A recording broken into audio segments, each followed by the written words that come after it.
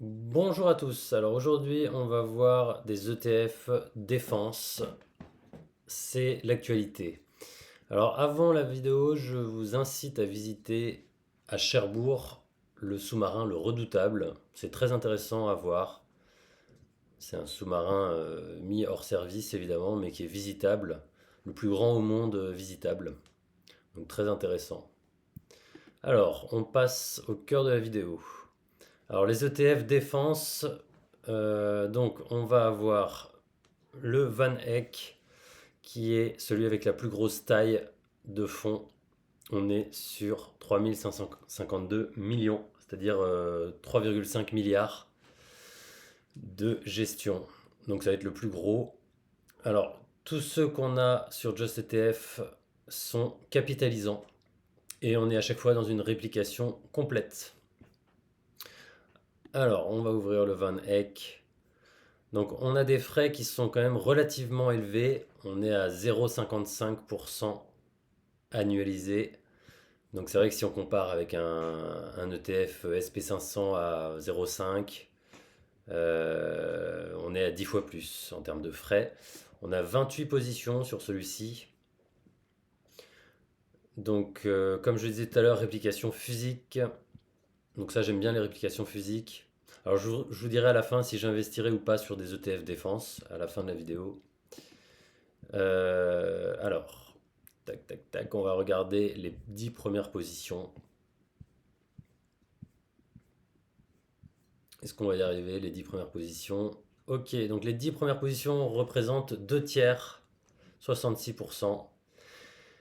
Donc on a Thales en numéro 1, Leonardo, donc Thales français en numéro 1, Leonardo italien, Palantir Technologies, bon, vous voyez, ça descend, Saab, Elbit System.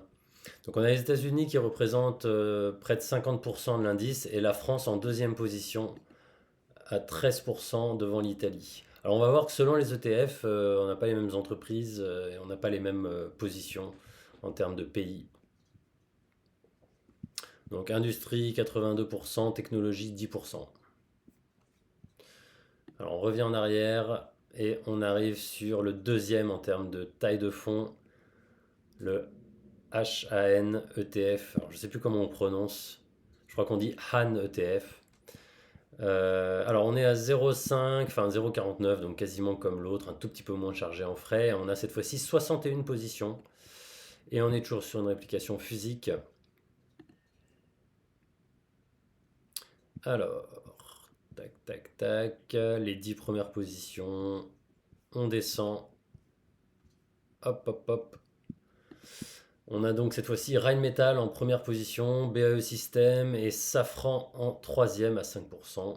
Ensuite Thales juste derrière, à nouveau Palantir. Et donc les 10 premières positions représentent un peu moins de 50% de l'indice. On a 61 sociétés au total. On a les États-Unis qui sont à plus de 50% et la France toujours en deuxième à 11% des positions. Et cette fois-ci, la Grande-Bretagne qui est à près de 9%. Donc vous voyez, ça évolue. Qu'est-ce que je voulais regarder d'autre en bas? Ouais, on a une industrie à 62% cette fois-ci et la technologie à 34% au niveau des secteurs. Alors, on continue. Le troisième ETF qu'on va regarder, c'est un survol rapide, hein. Le Wisdom Tree Europe Defense UCITS. Alors, on est sur 692 millions, donc ça commence à être moins capitalisé. Et on est cette fois-ci à 0,40% de frais, toujours sur un ETF capitalisant, ce qui est intéressant sur compte titre, puisque les dividendes sont réinvestis et toujours une réplication physique. La société détient les sociétés. La société de gestion va détenir des parts des sociétés. Alors là, cette fois-ci, ça ne s'affiche pas, donc je vais aller dans les documents. Fact sheet, ok. Et j'aimerais bien voir les 10 premières positions. Ok, c'est ici. On a donc Thales à 12,74%, Rheinmetall en deuxième, juste en dessous, 12, Leonardo, 12 et quelques aussi. Tac, on a Airbus, Rolls-Royce, Saab, Safran. Koenberg Gruppen et Hensoldt. Et donc on a le Royaume-Uni cette fois-ci qui représente un quart de la pondération de l'indice. La France juste derrière, 22,6. Allemagne, Italie, Suède, Pays-Bas. On a la Norvège à 5,59. Et pour l'Espagne et le Danemark, on est beaucoup plus anecdotique. Et on est cette fois-ci à 99,36% d'industrie. Pour le Wisdom Tree Europe Defense. Alors, est-ce qu'il est éligible au PEA? Il faudrait que je regarde. Ça n'est pas spécifié sur Just ETF. Ensuite, on a l'iShare Global Aerospace and Defense UCITS. Et là, on est à 356 millions. Au niveau des frais, on devient un peu plus raisonnable à 0,35. Toujours capitalisation, toujours réplication physique. Tac, tac, tac, les premières positions. Alors là, on va voir que comme on est sur le monde, on est très États-Unis sur celui-ci. 10 premières positions qui représentent quasiment 70% de l'indice sur 58 sociétés. Donc GE Aerospace, RTX, Boeing, Airbus, Lockheed Martin, Safran qui est français, Rolls-Royce. Ok. Industrie 98,3%, donc quasiment exclusivement de l'industrie.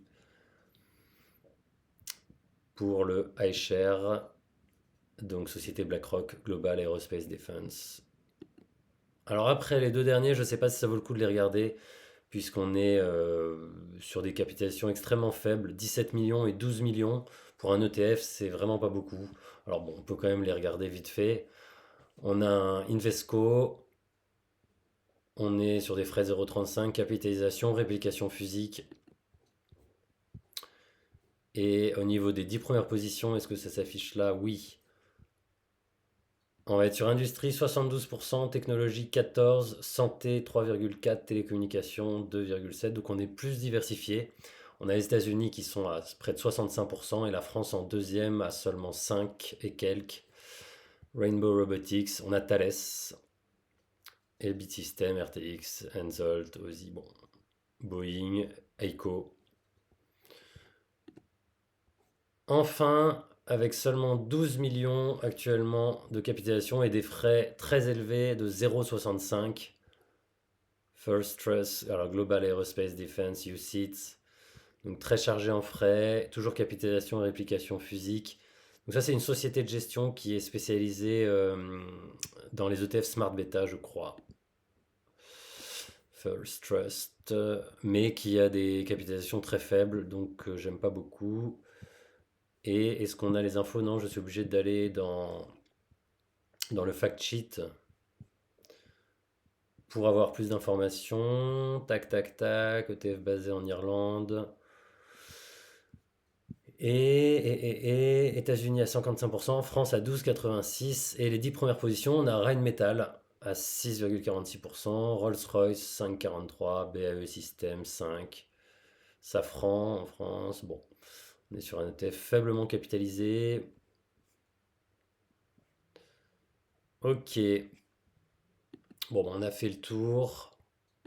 Alors, il y a des ETF qui peuvent se rapprocher, qui ne sont pas mis sur le site Just ETF parce qu'ils ne sont pas purement armement, défense. Ça va être par exemple la Mundi Stock Europe 600 Industrial Goods, mais qui peut avoir dedans des entreprises qui sont aviation, armement, motorisation. Donc on a Siemens, Airbus, Schneider Electric, ABB, Rolls-Royce. Donc voilà, c'est une possibilité, c'est pas vraiment un ETF armement.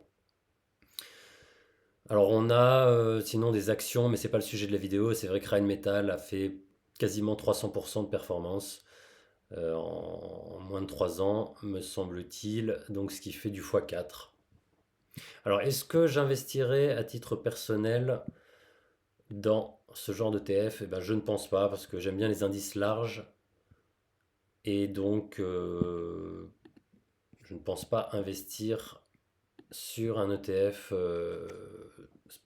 spécialisés dans l'industrie de l'armement, voilà. Alors, ce qui peut être intéressant, notamment sur PEA, ça peut être, si vous êtes un stock picker, ça peut être de sélectionner des actions individuellement et de vous créer votre propre ETF personnalisé, entre guillemets, en sélectionnant quelques actions, notamment dans cette industrie. Voilà, bah écoutez, je vous souhaite une très bonne journée. N'hésitez pas à écrire vos questions et à très bientôt.